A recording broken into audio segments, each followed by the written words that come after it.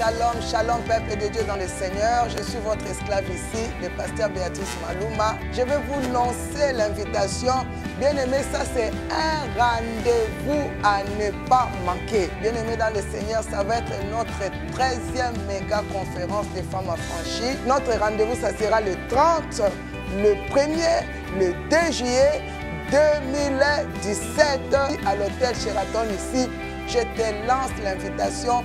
Ça, c'est un rendez-vous à ne pas manquer. Dieu nous a donné un grand thème. Je suis tellement excité de ce thème. Dieu veut restaurer la maison qui a été détruite. Notre thème est la restauration de la gloire de Dieu. Parce que Dieu veut te restaurer. Dieu veut restaurer sa gloire dans ta vie.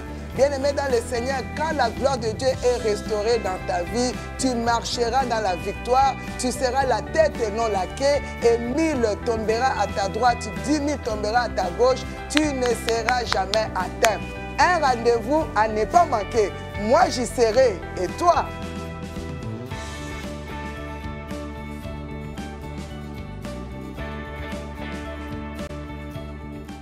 Shalom, bien-aimés dans le Seigneur, partout où vous êtes.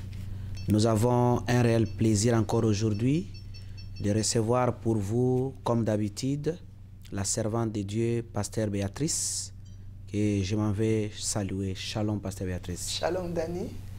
Nous sommes très heureux de vous recevoir encore aujourd'hui et de parler de la 13e méga conférence que le ministère Femmes Affranchies organise encore à ce mois de juin 2017. Comme d'habitude, quand on parle de la conférence, le peuple de Dieu qui nous regarde, il veut d'abord savoir les thèmes. Est-ce que vous avez déjà les thèmes? Le Seigneur vous a déjà révélé quel est le thème pour cette 13e méga conférence? Oui, merci beaucoup, Papa Dani. Je vais d'abord dire shalom, shalom au peuple de Dieu. Partout où vous êtes en train de nous suivre, que Dieu vous bénisse, que Dieu bénisse ce moment. Et je viens aussi saluer d'abord la présence du Saint-Esprit. C'est lui qui nous a accordé la grâce d'être là pour parler de sa part. Je bénis notre Seigneur Jésus-Christ. Je bénis le Père pour sa miséricorde. Oui, nous avons déjà le thème par la grâce de Dieu. Cette année, Dieu a fait beaucoup de choses. L'année passée et puis cette année, Dieu vraiment a fait beaucoup de choses, beaucoup de merveilles. Au début de cette année, Dieu m'avait recommandé un temps de jeûne de Ninive. Parce que souvent, comme vous savez, au début de l'année, je rentre encore en prière pour me préparer, pour que Dieu me donne des directives claires pour l'année. Alors, cette année, c'était un peu différent. Cette année, Dieu m'a dit, tu ne vas pas aller en prière seul, mais tu iras avec ton peuple. Donc, Dieu avait changé un peu mon agenda. Alors, c'est là que Dieu m'a parlé des jeunes de Ninive, parce que Dieu voyait qu'il y avait un danger. Beaucoup des enfants de Dieu qui étaient même tout autour de moi, dans des églises, partout. Donc, je vais dire des chrétiens qui pensaient qu'ils allaient aller au ciel, mais ils ne savaient pas qu'ils étaient déjà coupés de Dieu, que le standard que Dieu demande pour aller au ciel, ces enfants de Dieu ne l'avaient plus. Alors, à ma grande surprise, Dieu m'a dit non, tu vas rentrer avec mon peuple dans ce temps de jeûne. Et puis Dieu me donne les thèmes sur les jeûnes et puis il me dit ça sera les 40 jours des jeûnes de Ninive. Et Dieu m'a parlé clairement. J'étais étonnée, mais j'ai respecté ce que Dieu m'a dit. Et je me rappelle même, je n'aimais pas beaucoup faire les lives parce que j'aime beaucoup la discrétion. Alors, quand j'ai parlé de ces temps de jeûne, on a fait des annonces et tout pour la radio sur YouTube. Et puis, j'étais dans ma chambre en train de prier. Le Saint-Esprit me dit, lève-toi, tu vas descendre en bas, tu vas faire les lives pour que mon peuple sache qu'est-ce que je les ai dit à propos de ces jeunes de Ninive. Or qu'au début, quand mes enfants, tout le monde me proposait de ça, je ne voulais pas du tout. Et quand il me parlait comme ça, donc j'étais obligée, je me suis mis debout, je suis descendue, j'ai parlé à mon fils, à Jonathan, je lui ai dit, Yaya, on va faire les lives. Il était étonné. Il dit, mais maman, on n'a rien préparé, on doit quand même préparer. J'ai dit, non, on m'a donné l'ordre, je dois annoncer ce que Dieu veut que je puisse annoncer pour ses enfants.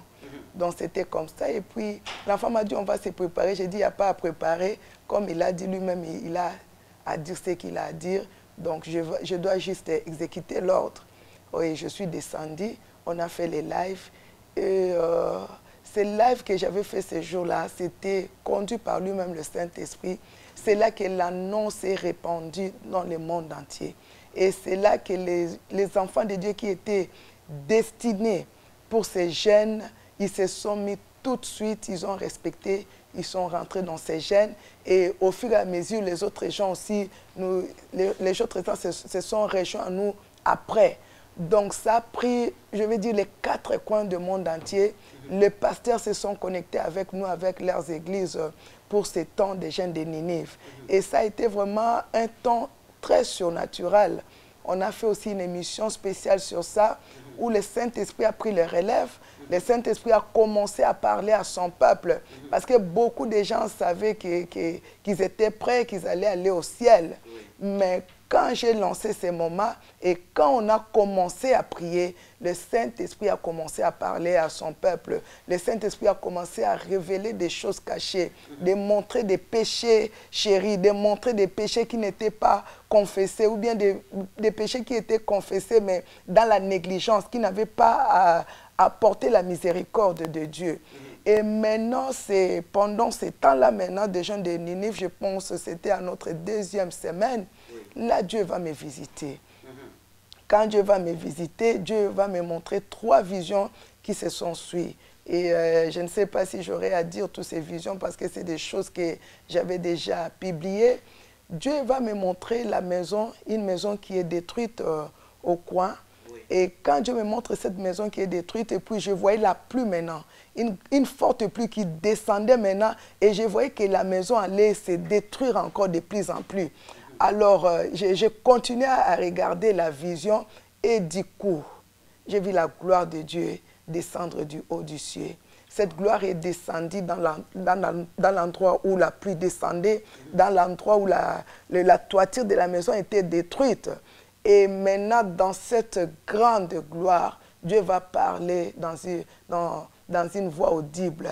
Je suis venu restaurer cette maison. La vision était finie. Le temps que je puisse réfléchir de cette vision, voilà encore une autre vision qui va se suivre encore, où j'ai vu que l'avion était prêt à décoller. J'ai vu les anges de Dieu. C'est des appareils que je n'ai jamais vus ici sur la terre.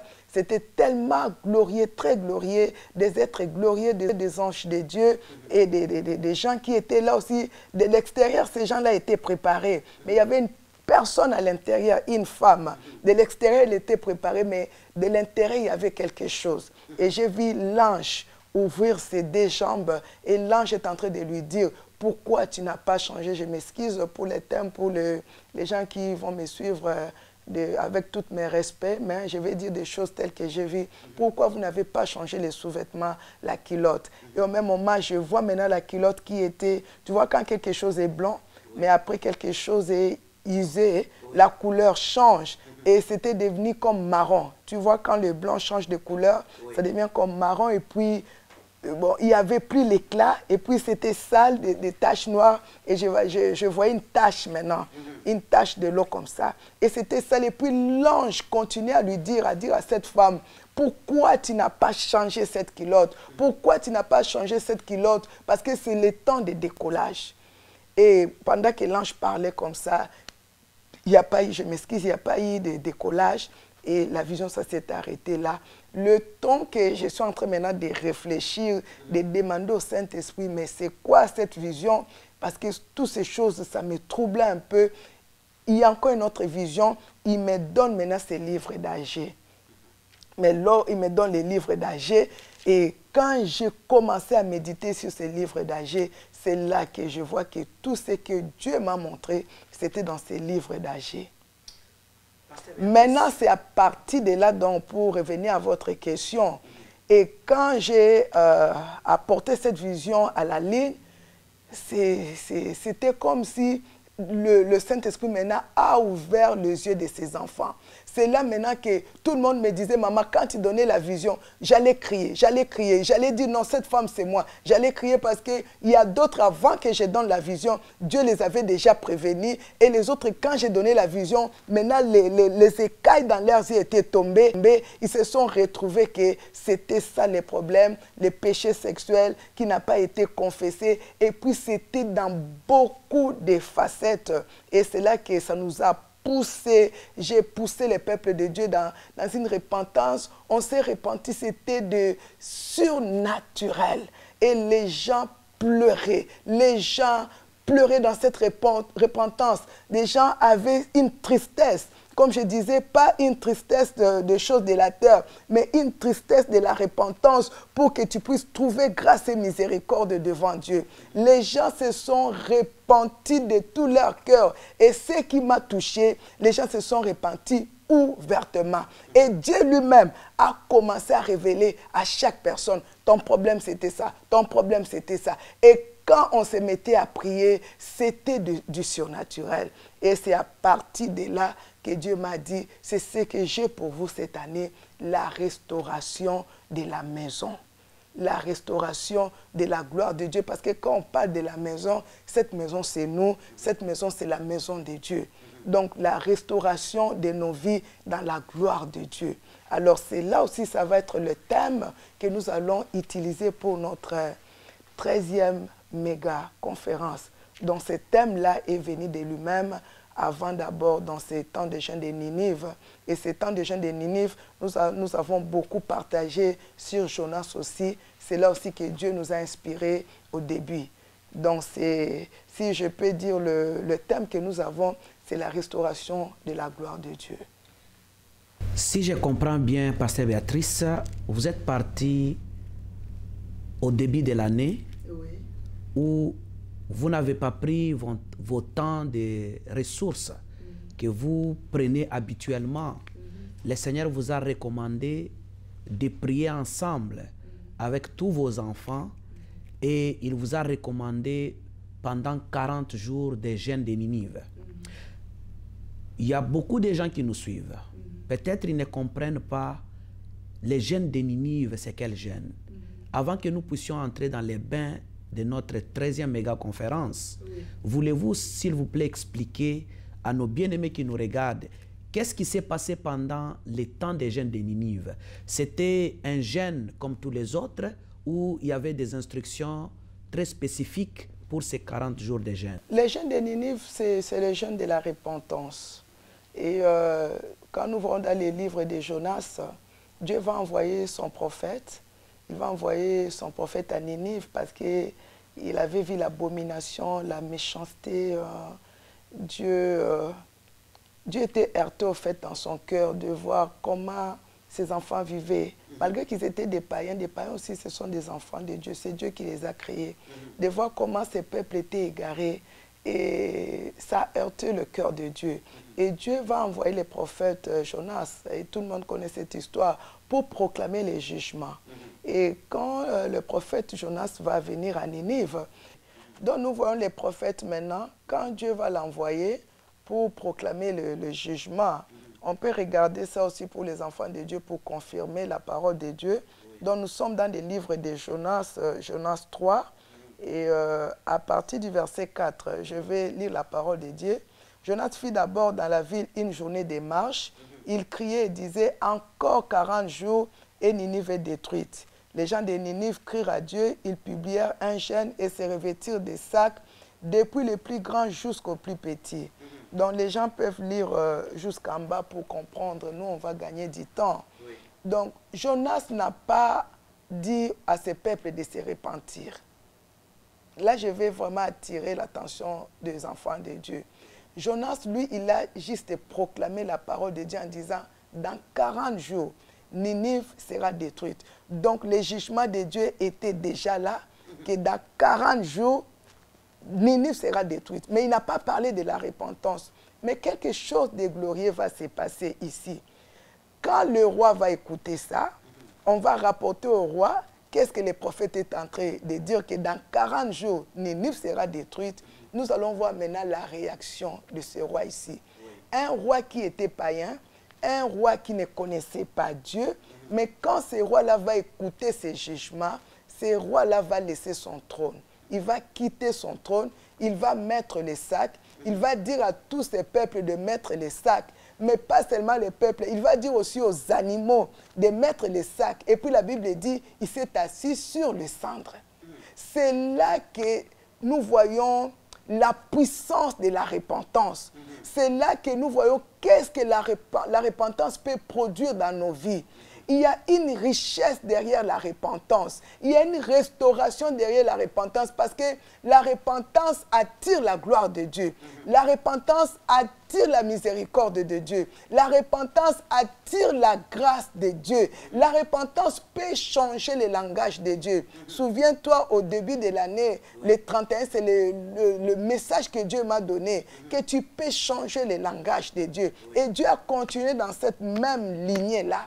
Et nous voyons ici un roi qui a changé l'histoire à cause de son comportement.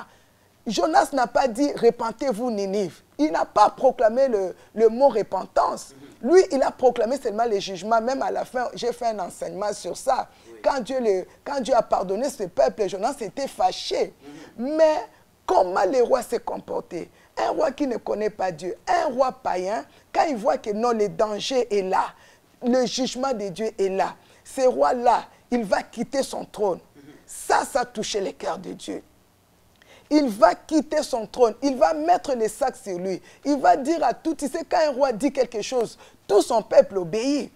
Et il va donner l'ordre à tous les habitants de Ninive de porter les sacs, de se mettre par terre. Mais pas seulement les habitants, pas seulement le peuple de Ninive, mais les petits-enfants et puis les animaux. Tous, ils étaient dans le sac. Et le roi était dans le cendre. Imagine un grand roi dans son royauté qui laisse tout, qui laisse son trône, qui abandonne tout, qui enlève tous ses couronnes. Il va se mettre par terre. Imagine-toi vraiment. Par terre dans le cendre maintenant, dans la repentance. C'est le roi qui a proclamé la repentance. Et cette histoire a changé le langage de Dieu. Et Dieu va pardonner ce peuple ici. Quand Dieu va pardonner ce peuple même, Jonas va se fâcher. Et c'est ce que Dieu m'a dit. Parce que là, Jonas disait, dans 40 jours, Ninive sera détruite. Donc Dieu m'a dit, vous allez faire aussi un jeûne de 40 jours. De 40 jours dans la repentance. Vous allez vous repentir, pas selon vous, mais vous allez vous repentir selon moi, selon le Saint-Esprit. Et là, je vous ferai grâce. Et nous avons vu ça. On a des témoignages. Je sais que je fais le ministère, ça fait quelque temps, ça fait plusieurs années. Mais ce que j'ai vu dans ces temps de Ninive ici, je n'ai jamais vu ça. On ne demandait rien. 40 jours, c'était seulement la repentance. Et nous avons vu comment cette repentance a ramené la gloire. Nous avons vu comment les gens étaient là en train de prier. Les gens ne se fatiguaient même pas.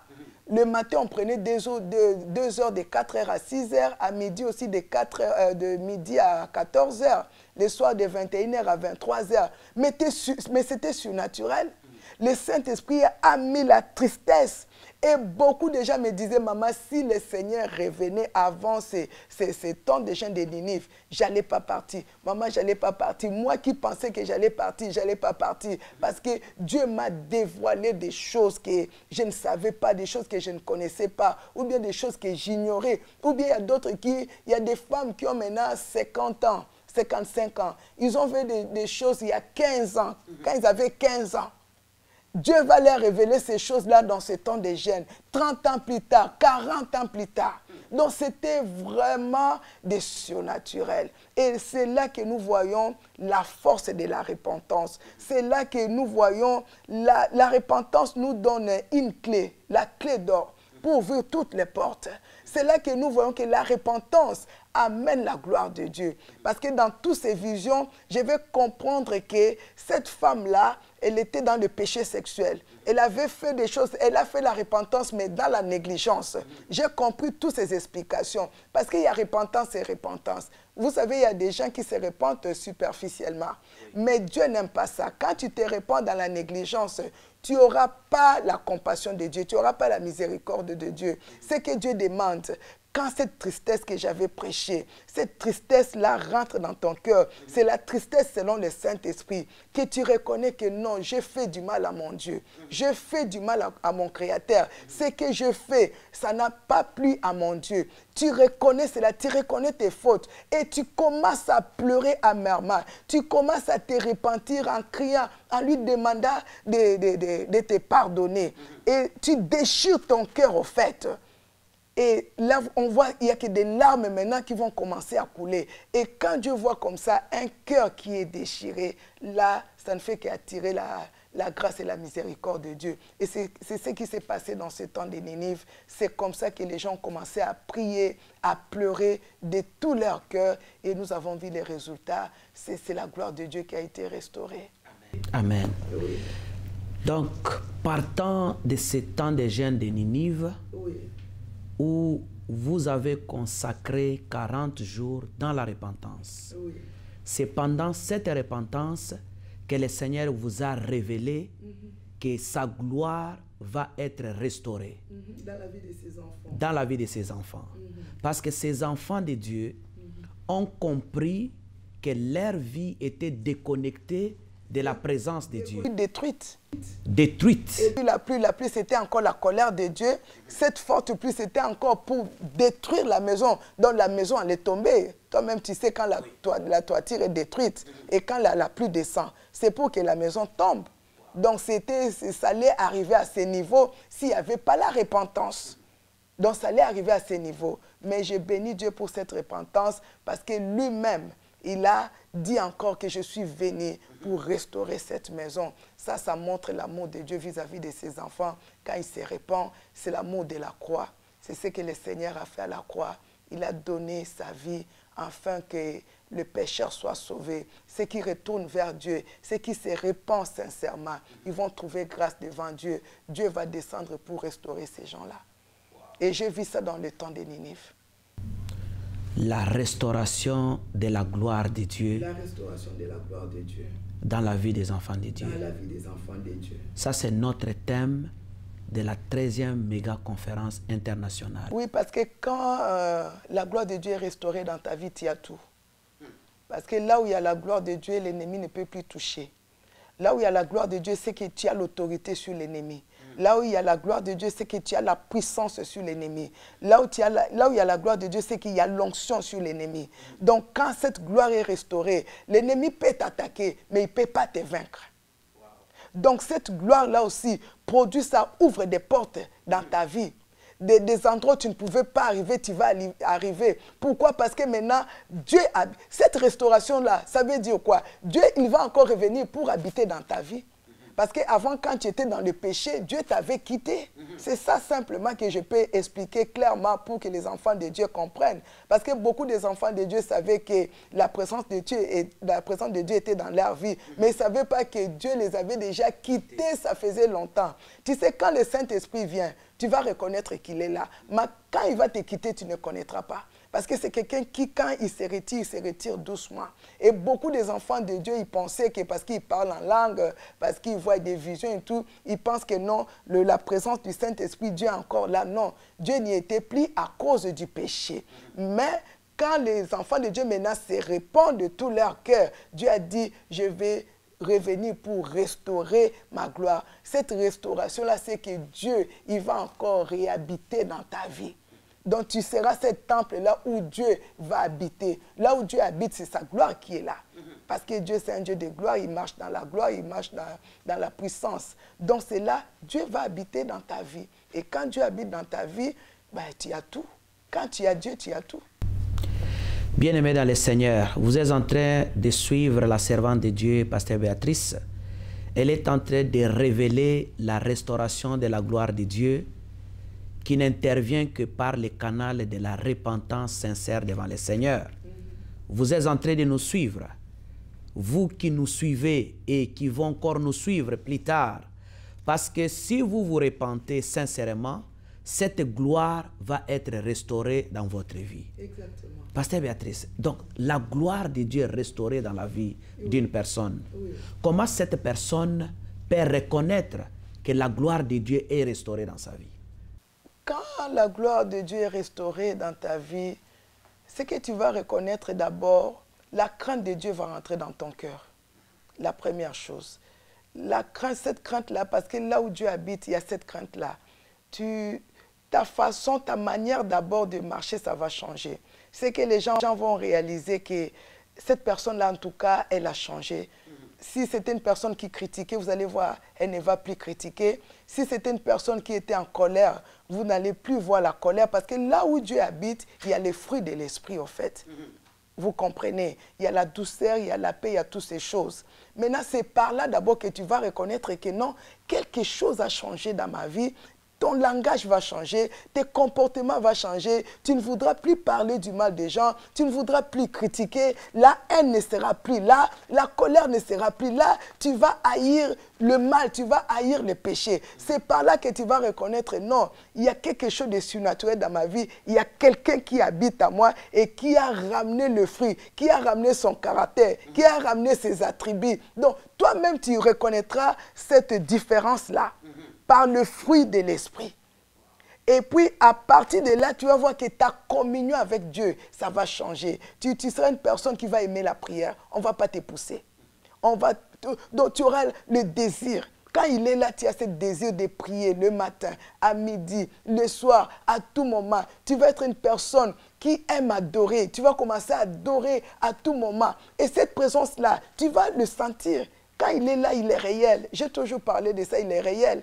Tu vas reconnaître qu'il est là. Tu sais, quand Dieu n'est pas là, tu reconnais aussi qu'il n'est pas là. Quand il est là, tu vas reconnaître qu'il est là. Et tu verras que des choses vont changer. Et tu verras même, par exemple, pour les gens, par exemple, quand ils dorment la nuit, ils rêvent que de mauvaises choses. Quand la gloire de Dieu est restaurée, tu verras même dans tes songes, dans tes rêves, tu verras que tu auras toujours la victoire. Toujours la victoire sur l'ennemi et tu vas commencer maintenant à voir de grandes choses. Dieu d'abord va commencer à te montrer d'abord la victoire dans tes rêves, dans tes songes et puis Dieu va commencer à te montrer des grandes choses.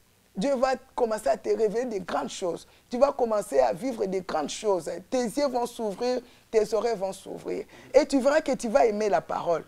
Tu vas être cette personne qui va aimer à méditer la parole. Donc, ça ne sera plus quelque chose que de pushing là. Comme tu vois, les enfants de Dieu, c'est à l'église seulement qu'ils ouvrent la Bible. Mais quand la gloire de Dieu est restaurée, tu seras quelqu'un qui va aimer la parole, qui va aimer à lire la parole. C'est dans tous ces points-là que tu vas reconnaître, non, la gloire de Dieu est restaurée dans ma vie. Et puis tu verras, tu vas commencer à te préparer. Ton esprit va s'ouvrir pour l'éternité. Ton esprit va se réveiller pour te préparer pour l'enlèvement. Tu verras que ton esprit sera connecté. Ton esprit va s'intéresser des choses du ciel.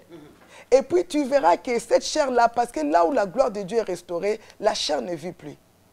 Parce que là où il y a la gloire de Dieu, il n'y a plus l'orgueil. La chair ne vit plus. Tu peux être béni sur la terre, mais ça ne te fera rien. Ça ne te dira rien. Tu n'auras pas l'orgueil. Tu ne vas pas te vanter parce que c'est des choses terrestres, c'est des choses qui vont passer. Tu seras béni, mais la chair ne vit plus, donc il n'y a plus l'orgueil. Et dans ces choses-là que tu vas reconnaître, non, il y a quelque chose de glorieux qui s'est passé dans ma vie. Il y a quelqu'un qui habite à moi et tu ne vas pas courir au fait sur les choses de la terre. Mais ces choses-là vont commencer à te suivre même. Donc tu ne seras pas connecté pour les choses de la terre, mais tu verras que ton esprit sera connecté pour des choses du ciel. Pasteur Béatrice, la gloire de Dieu est restaurée dans la vie de tous ces enfants de Dieu qui ont passé ces temps de jeûne de 40 jours. Oui. Mais la grande question que je peux vous poser est comment maintenir cette gloire de Dieu dans sa vie? Oui, ça c'est la meilleure question. Parce que vous savez, pour avoir la gloire de Dieu, on a payé un prix. Mais tu peux la perdre comme ça. Je pense que chaque enfant de Dieu doit être conscient d'abord, quand cette gloire est restaurée, et de garder ça. De garder ça par des principes de Dieu. De garder ça, de ne plus retourner marche en arrière. De garder ça, au fait, parce que nous avons un choix d'abord. Nous avons un choix que Dieu nous a donné, une libre arbitre.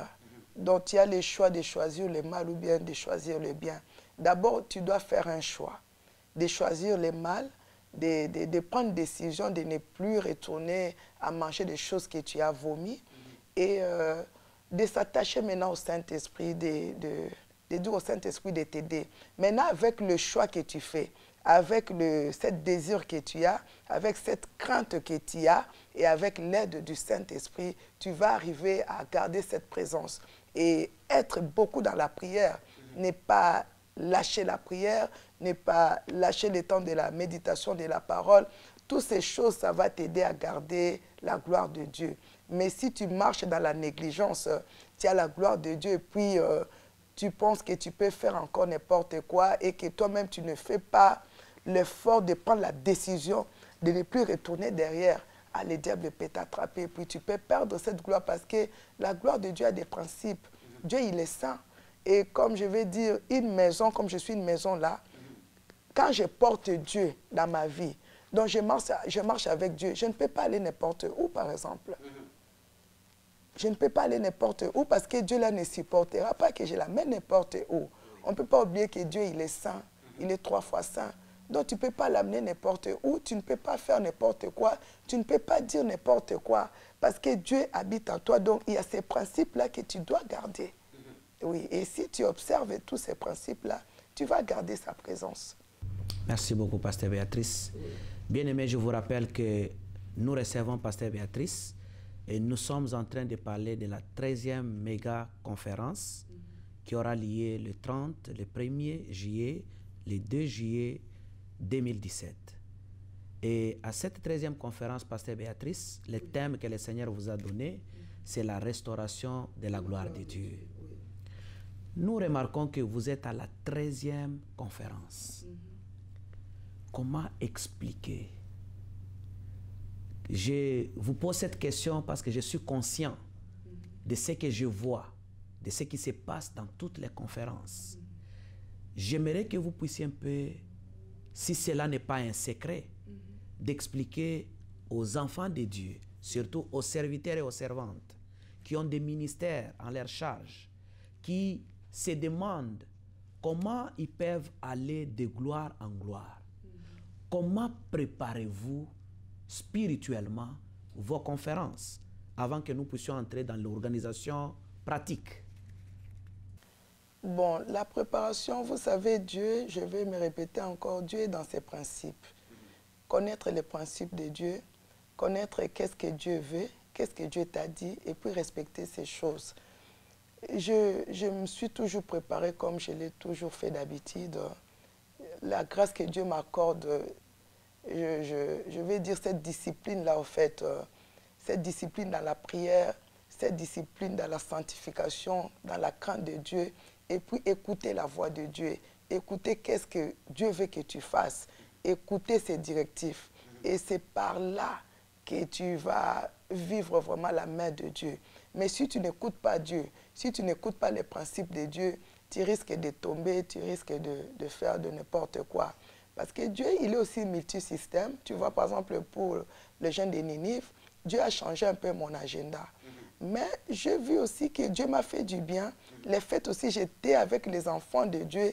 Le fait aussi, je fais ce travail-là. Dieu m'a fait du bien.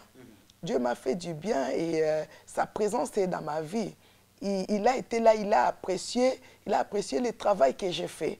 Donc, tant que tu marches selon Dieu, tant que tu fais ce que Dieu te demande, tu vas aller de gloire en gloire, tu dois aller de victoire en victoire. En fait, ne pas écouter les hommes, mais écouter Dieu.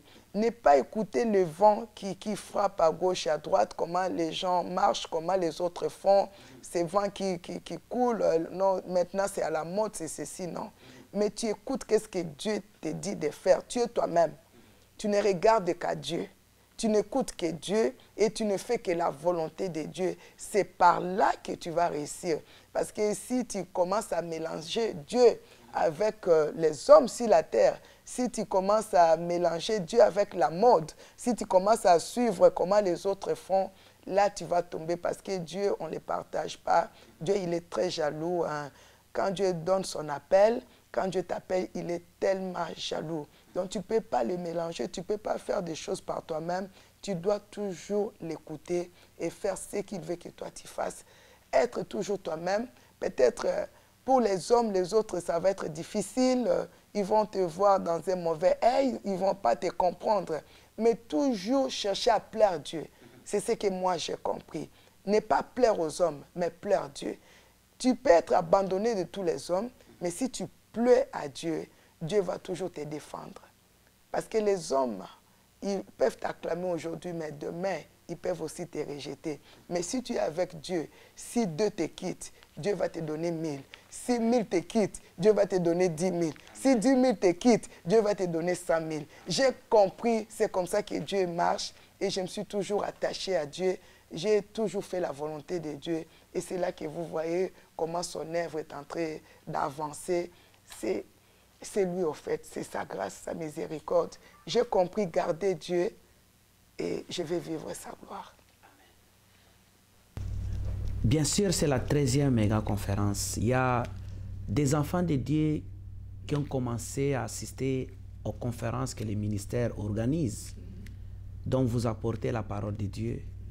Mais il y en a aussi qui ne sont jamais venus à la conférence, qui, quand ils suivront cette émission, ils vont désirer être là à la 13e méga conférence.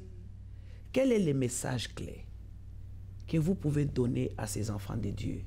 Quel espoir vous pouvez leur accorder pour vivre cette gloire dont vous parlez à la 13e méga conférence? Je vais dire aux enfants de Dieu, partout ils vont nous suivre, que le Seigneur les aime d'abord, d'avoir cette foi qu'ils ont un papa, ils ont un Dieu, un Seigneur qui a donné sa vie à la croix pour eux, un Dieu qui les a aimés, et puis un Dieu qui est prêt à exaucer à leurs prières, un Dieu qui est prêt à leur faire du bien, un Dieu qui est prêt à changer leur histoire, un Dieu qui est prêt à essuyer leurs larmes.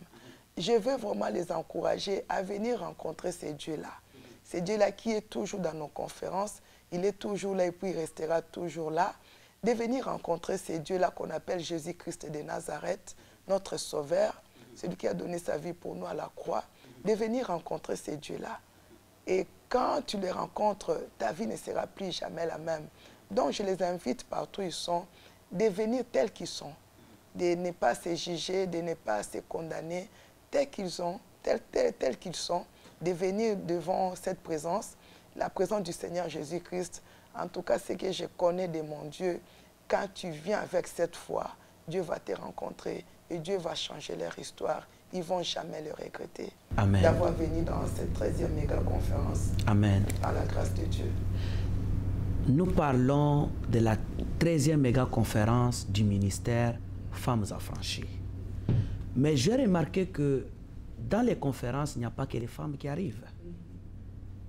Donc, ce ministère, il est ouvert à tout le monde. Mais il y a des papas qui parfois, ils doutent encore. J'aimerais que vous puissiez vous adresser aux hommes, parce qu'il y en a aussi les hommes affranchis. Mais il y en a aussi qui, leurs femmes, leur parlent du ministère, parce que le ministère parle de Dieu. Le ministère prépare l'épouse au jour du Seigneur. Quand vous vous adressez à ces hommes, Pasteur Béatrice, quel message vous pouvez donner à ces hommes? Ce que je veux dire à ces hommes, le Seigneur lui-même s'est révélé à l'un de notre papas. Ce papa-là avait parlé ouvertement.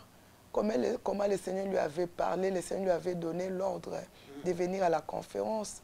Cet homme a toujours témoigné et puis comment Dieu l'a guéri d'une façon miraculeuse. Et lui-même, il a dit non, ça, ce n'est plus le ministère Femmes Affranchies, mais ça, c'est devenu famille affranchie. Donc, c'est Dieu lui-même qui a changé cette statut et c'est Dieu lui-même qui invite le papa. Parce qu'une épouse, ce n'est pas seulement des femmes. Une épouse, c'est des hommes et puis des femmes. C'est lui-même qui lance cette invitation. C'est des moments vraiment très agréables que nous passons dans la présence de Dieu. 3 jours où vous êtes là seulement dans la présence de Dieu, vous oubliez un peu ce qui est de l'extérieur, vous oubliez un peu tous ces factures, vous oubliez un peu tous ces stress, tous ces problèmes. Vous venez seulement pendant 3 jours, restez dans la présence de Dieu, cherchez Dieu, priez Dieu, se repentir, adorer, écouter la parole de Dieu. Je pense que ça, ce n'est pas seulement donné aux femmes, mais c'est pour aussi les hommes. Et s'ils viennent, et même, ils vont les témoigner. Parce que c'est là même que leur vie de prière sera restaurée. Il n'y a pas le plus beau moment que nous avons comme on passe ici au ministère Femmes Affranchies, ici à l'hôtel ici. C'est des plus beaux moments où tu peux passer dans la présence de Dieu, où Dieu lui-même te prend en charge. Parce que c'est des moments où le Saint-Esprit lui-même, il prend ses enfants en charge. Et lui-même, il dit, non, ça, ce sont mes invités. Dieu les appelle mes invités à lui. Regarde vraiment, tu es invité par Dieu. Quel honneur. Quel honneur, papa, que tu sois l'invité de Dieu. Dieu te donne une carte d'invitation en te disant, tu es mon invité. Regarde seulement si le roi de la terre ici t'invite, comment on va t'accueillir. Avec quel honneur. Hein? Et tu ne rentreras pas, mais vide, quand un roi de la terre t'invite. Mais maintenant, nous avons le roi de tous les rois, le roi de tous les seigneurs. Et quand il te lance l'invitation, mais si tu viens avec cette foi-là, ta vie va changer. Je lance l'invitation à mes papas de venir vivre cette gloire. Et même, ils vont juger. Quand ils vont venir, ils vont aimer ça. Ils vont aimer la présence de Dieu et ça va changer leur vie. Amen. Bien-aimés dans le Seigneur, comme la servante de Dieu vient de le dire, ce ministère est ouvert à tout le monde. Parce que le ministère Femmes Affranchies, c'est le regroupement des fils et filles de Dieu. Je vous invite, hommes, femmes,